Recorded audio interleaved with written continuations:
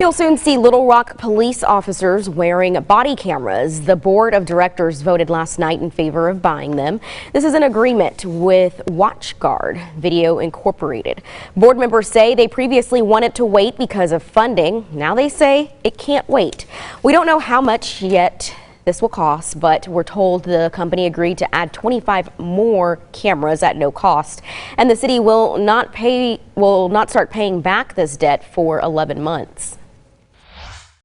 Even though we do not know our financial situation and that we're committing a very large amount of money to the purchase of these cameras, it is the right thing to do given the situation we're in now.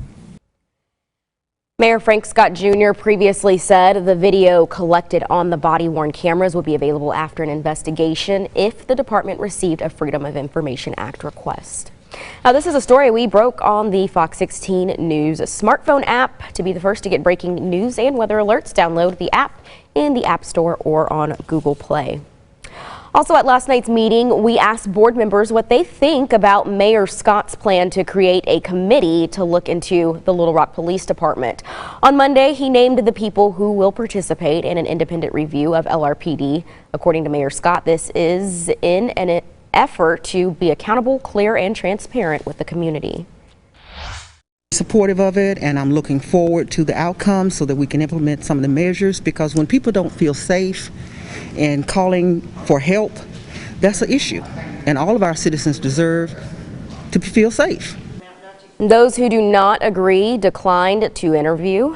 The board meeting director Joan Adcock asked the mayor why they aren't using commission on accreditation for law enforcement agencies to do the review.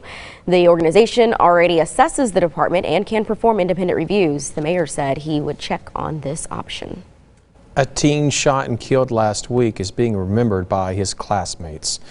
18-year-old Tyler Terrell, who went by TJ, just graduated from Joe T. Robinson High School. He was a football player. The school set up virtual counseling for students, and last Friday, Little Rock police found Terrell dead in his car off North Shackelford Road. A 19-year-old passenger was injured in the shooting. At this point, police have not made any arrests. An injured hiker is recovering this morning after being found in a remote area of a U.S. National Forest in Yell County.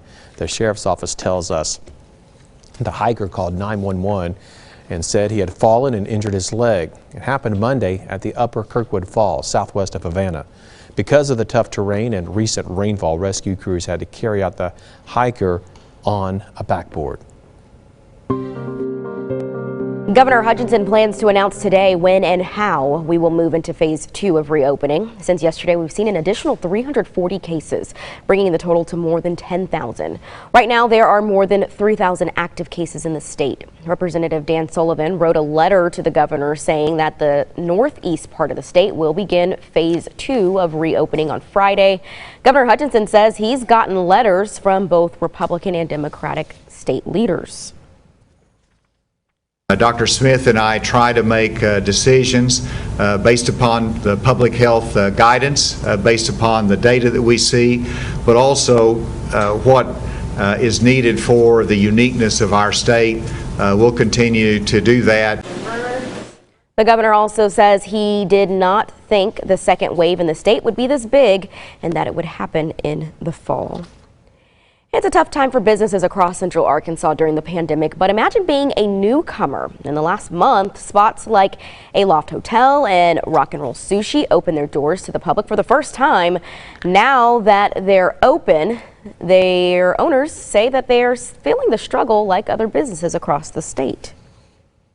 It's still a challenge with it being at 33% in phase 1, trying to become profitable. The more money, and the revenue that the hotel ends up making, we're able to then turn around and bring it back to the community.